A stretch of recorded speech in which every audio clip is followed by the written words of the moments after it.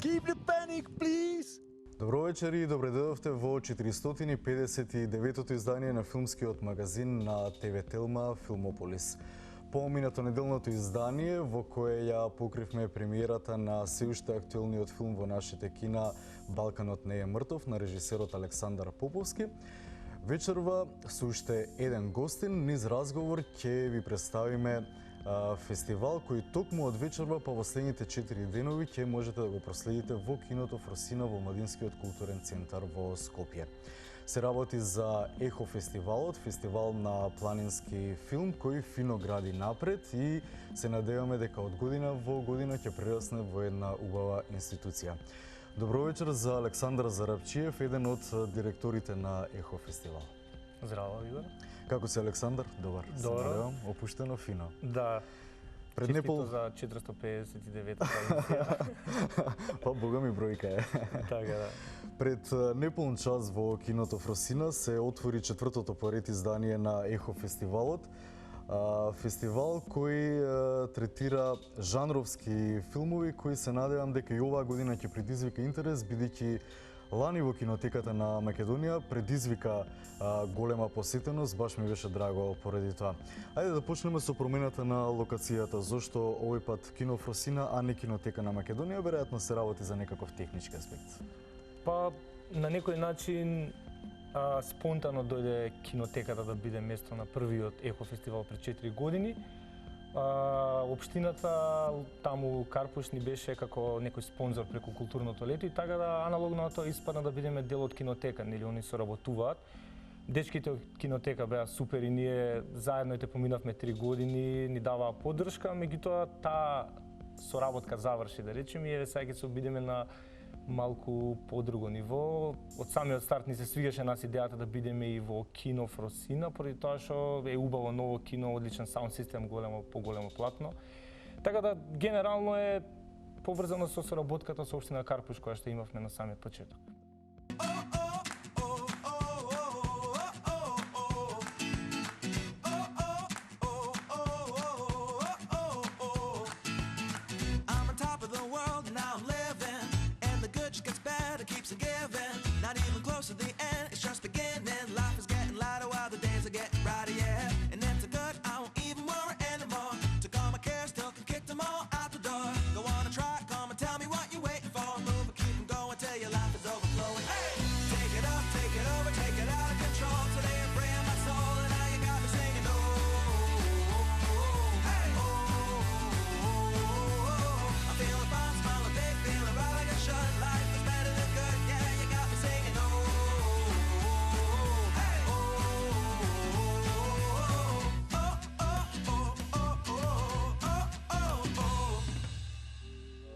четврто поред издание, како што спомена, второ самостојно, нели претходно имавте соработка со колегите од Бугарија во организација на Алпинизам ОРГ. Може малку околу таа приказна. Кои сте, што сте, како сте? Па да, веќе кога спомна, значи почнавме како некоја соработка со Банјско филм фестивал, значи ја искористивме нивната логистика за да почнеме со тој фестивал. Тоа беше независно издание тука, меѓутоа ги користевме нивните контакти на почеток, доаѓа и бугарите, директорот на Банјско филм фестивал, збореше кај некои од филмовите и ете после второто издание решивме да го продолжиме ова сосема сами, да стекнеме малку повеќе знаење на потешкиот начин и што успешно ни иде сега за сега.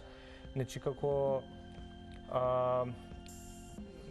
организација која што стои формално за тоа е Алпинизам ОРГ, меѓутоа и не само формално, туку и духовно, како што имав ја кажа на минатата емисија, се сеќавам и воопшто како што е вистината, поради тоа што Алпинизам ОРГ е еден вебсайт кој што промовира алпинизам и други пропратни дејности околу планинските спортови. И спонтано дојде тој вебсайт да прерасне во еден филмски фестивал кој што е токму ова ехо денови на планинскиот филм.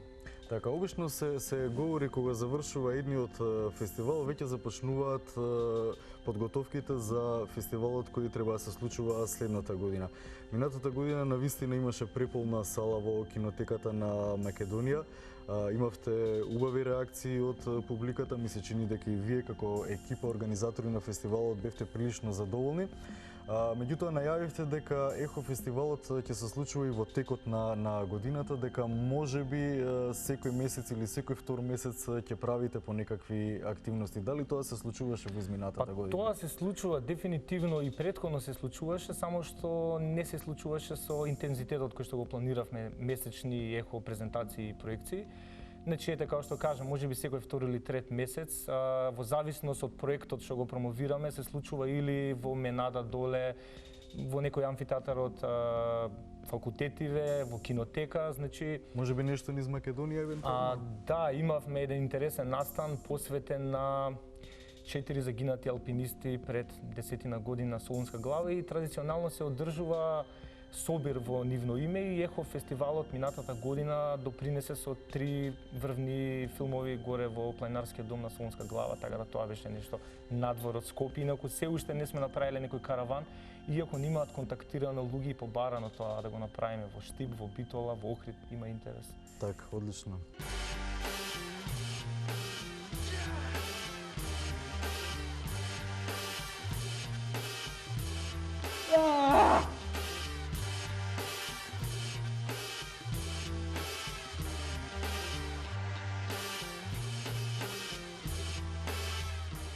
A lot of people don't get into off-width because they preconceive it as painful and a lot of work. The brutality of it, the struggle of it, makes it seem like there's no art to it and there's no craft to it. But if you think that, you're on the wrong path. Off-widthing is just this complete all-body pump, and you have to try on it just like nothing else you've ever felt before. It's definitely, to our minds, the hardest off-width in the world, so it's the big prize to kind of go for, really. To some degree, we've kind of been quite quiet about how we've developed our climbing. We go out there and just show them. Just show them how to climb some off-widths.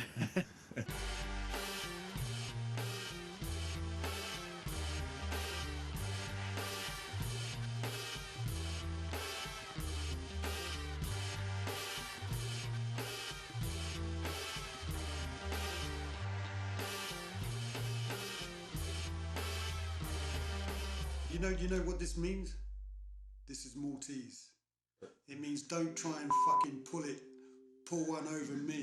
Во самиот наслов фестивал на планински филм, но филмовите опфаќаат и други спортови поврзани со природата.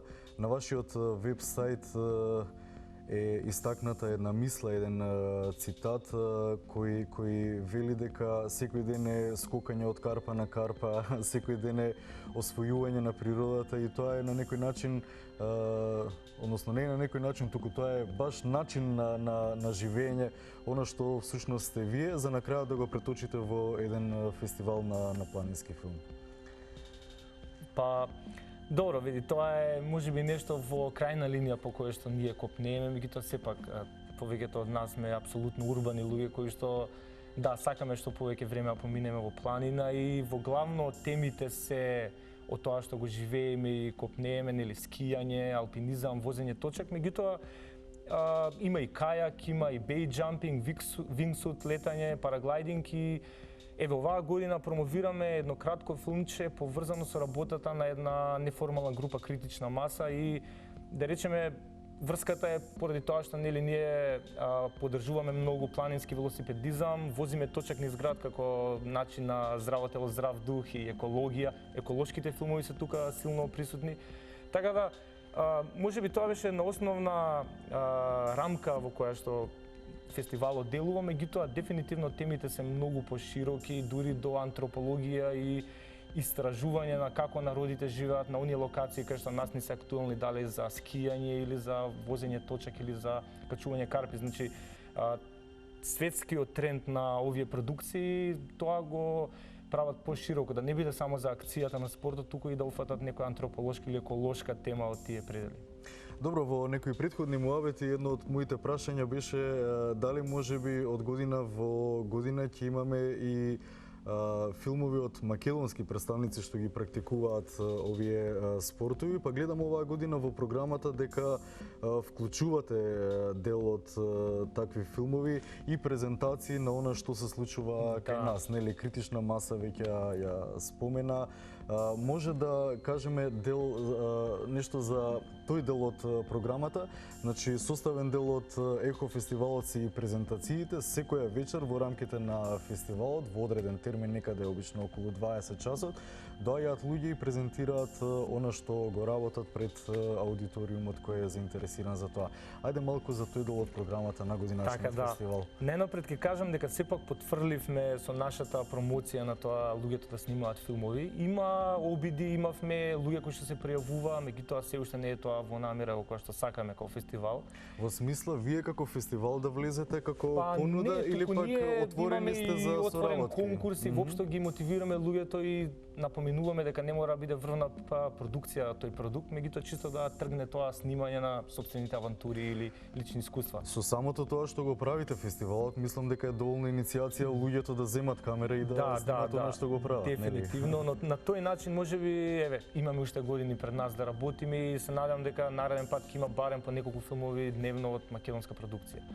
Во однос на презентациите, нас ни се особено интересни и тоа го покажи публиката со тоа што буквално не ги пушташе презентерите си одат од сцена еве низ минативе години. Многу прашања. Прашања, да.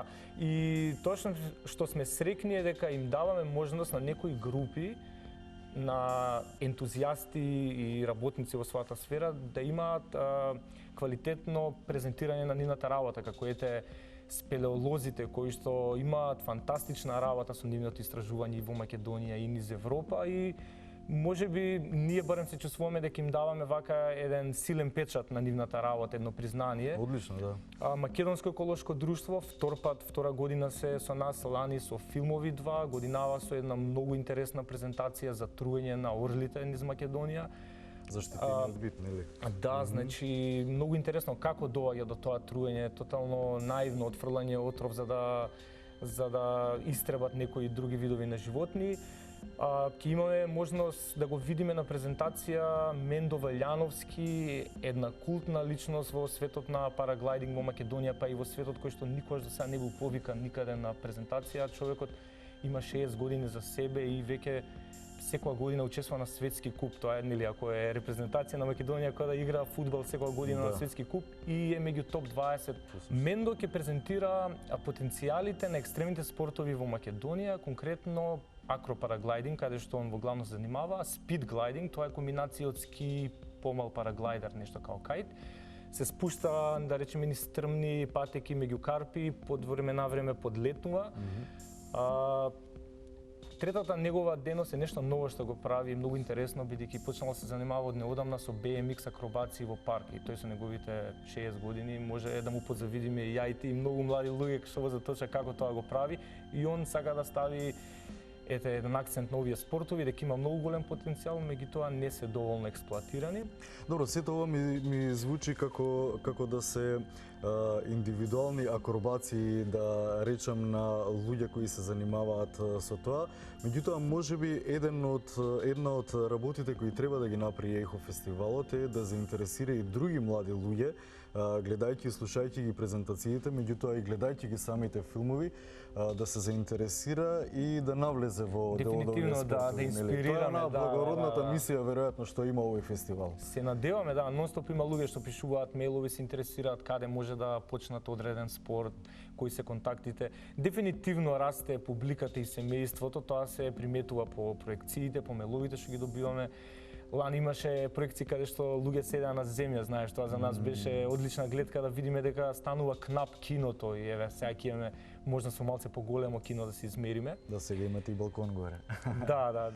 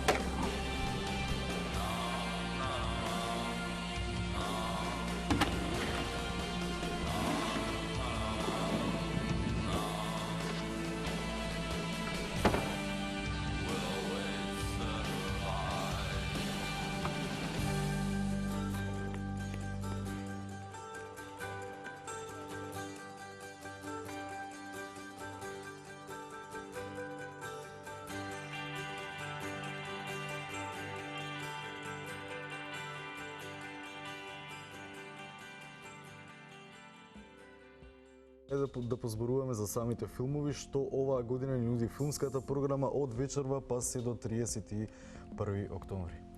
Така, значи, тоа што можам јас да го кажам дека е тренд годинава да има повеќе скијање, комбинација со алпинизам и многу повеќе филмови со велосипеди. Едноставно тоа се трендот на сите фестивали, ние го земаме тоа што нели се снима и се нуди.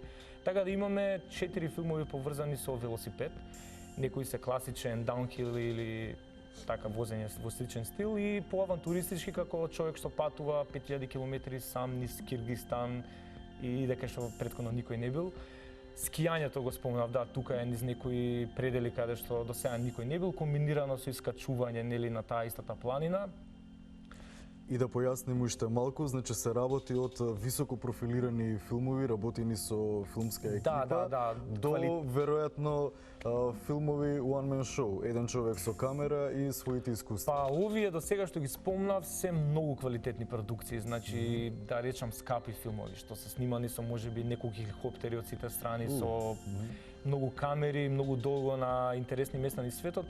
тие искуства како ти што ги спомна се повеќе во оној дел кај алпинизмот и качувањето карпи, кој што е најобемен. Да, веројатно поради недостапноста на таму има самиот- дефинитивно филмови кои што се снимени од можеби двочлената или тричлената екипа и сами се снимаат, кажуваат и тоа се супер филмови, многу инспиративни, многу лични, кои што во највистински начин го представуваат она што го доживува качувачот и атлетот низ неговото патешествие. Буквално човек борба сам со себе или можеби со планината и природата Да. на тој начин. Така. Така, добро, сите овие филмови како едно генерално чувство нудат љубов кон природата и како што споменав, веројатно сите оние луѓе кои живеат овде кај нас, она што вие го правите ми се чини дека не е доволно застапено во медиумите, па поправиме ако грешам во констатацијата. Апсолутно не е. Не само што не е туку, мислам дека и многу луѓе не знаат за овие спортови дека постојат. Така. Мислам, еве кој што кажав за тие презентери за параглайдинг или за екологистиве, спелеолозите, тоа се многу мали маргинализирани групи. Маргинализирани апсолутно од медиумите, не ретко, тоа често се неинтересни прилозите за нив. Еве, например, планинско трчање е нешто во експанзија. Тоа се луѓе што трчаат низ планини по стотици километри и е многу интересно во светот. И Македонија имаше и лани презентери на ЕХО и годинава има луѓе што идат, трчаат низ европските надпревари од тој вид и освојуваат медали, значи се топ 3 и апсолутно се случува во вестник и во медиум да не се виде вез за тоа, значи, а да не збориме дека тие не се поддржани од државата, од спонзори и така натаму. Така да, тоа е еден пример, да не биде алпинизмот или скијањето, еден пример кој што во моментов реди успеси. Така да сликата е таква, ама ние не сакаме пристапот да биде да се жалиме дека не ни помага, туку вака полека да градиме еден попозитивен пристап и да ги промовираме овие спортови и можеби поспат да се освестат некои институции и да се едуцираат некои луѓе кои што тоа им се чини интересно дека го има тука наоколу. Го има на Матка, го има на Шапка, го има во Демир Капија, кај да може да се информира и да почне да се занимава со некој таков спорт. Ги спомена институциите. Каков е интересот и на каква реакција наидовте кај заедницата во однос на спонзорства на институции во поддршка на овој фестивал? Дали имаше разбирање оваа година по успешното издание минатата година? Така, да. Дефинитивно мора да се каже дека има огромен успех што го имаме Кино Фросино. Тоа за нас е 50% од фестивалот. И нема тука збор да се каже дека инаку, значи МКЦ како институција излезе во преспред и е партнер на фестивалот со 100% поддршка од технички вид. Меѓутоа, освен тоа, апсолутно нема никаква поддршка кај институции, државни, општини, спонзори. Се обидовме, да, се обидовме. Има индивидуалци, ентузијасти кои што ни помагаат и без кои што немаше да биде ова изведено, без разлика дали е од оние најмали работи, знаеш, принт, монтажери, едитинг, вебсайт, луѓе кои што го почитуваат тоа што го правиме ни помагаат. Меѓутоа, за жал, се уште не функционираме како вистински фестивал со голем буџет за да може да го прави ова со многу повеќе странски гости. За среќа, продукциите имаат слух и тие се уствари можеби другиот 50% дел од фестивалот што им се свиѓа идејата и они партиципираат со нивните филмови.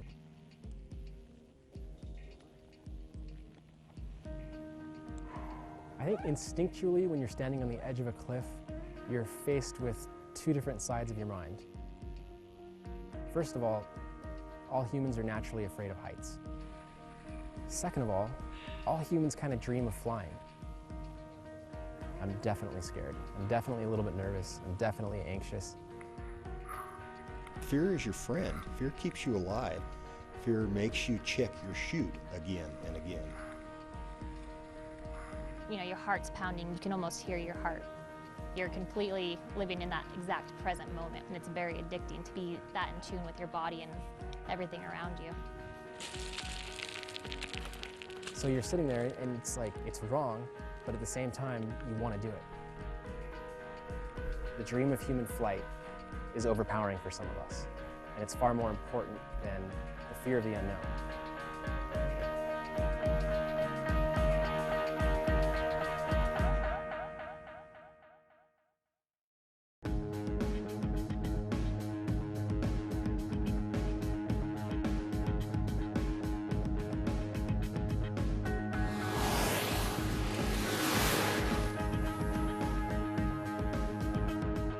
truly is that dream that we've been having ever since we were kids in real life form. Being able to have that much control so close to something is the ultimate. It's what we've been dreaming about forever. It's definitely become more comfortable. It's definitely become much more of a repeatable sport instead of a stunt. Clem Sohn, America's Birdman, takes off in his plane to give one more demonstration of his marvelous powers of gliding down from 10,000 feet with wings attached to his arms and legs. Léo Valentin, Clem Sohn, all these guys, they made the mistakes that we didn't do afterwards. And he hurtles down from 10,000 feet, down, down, down, to his death. All of their hard work and the consequences, which have oftentimes been death, have resulted in a really beautiful sport. When I saw the first wingsuits of Patrick, I had some ideas about how to improve it, and that's how I got into building the suits. I built the first one because I wanted my toy, you know. The images of him flying close to the snow slope in Verbier totally blew my mind. This video did open eyes on the possibilities with a wingsuit.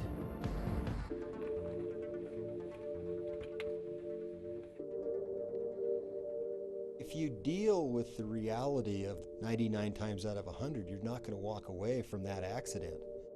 Somewhere you've come to an accommodation of that fact.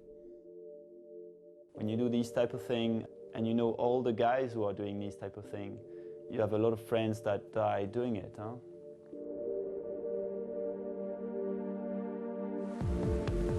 The better you get, the more risk you take also. I mean, skill does help, but it does not erase the risk. About a century ago, the Wright brothers thought they'd started human flight. It's ironic that it's taken another 100 years for us to start to look at the type of bird-like flight that our ancestors would have dreamed of for thousands of years. It's a magical and life-changing experience, just stepping off a cliff, spreading your arms and flying like a bird. You really do feel like a bird.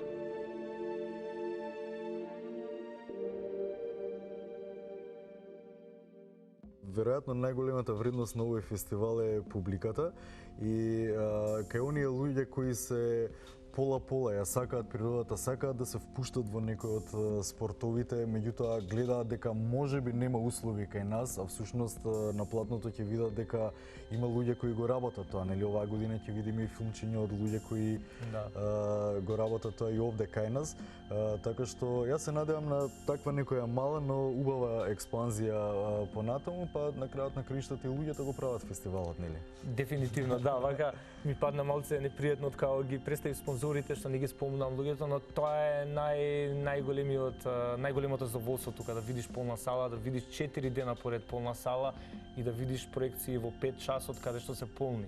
Тоа е дефинитивно фантастично за нешто што, например, до пред 5 години не можеше да се случи да видиме проекција од ваков вид.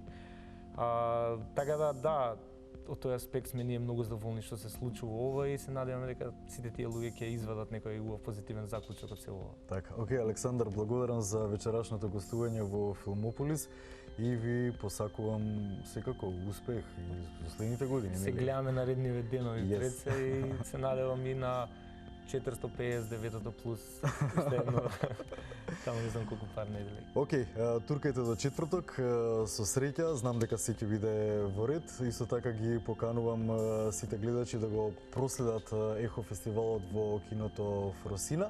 Во текот на разговорот со Александар, преку трейлерите ви доловивме дел од она што ќе може да се види на платното, така што тука ја заокружуваме вечерашната емисија.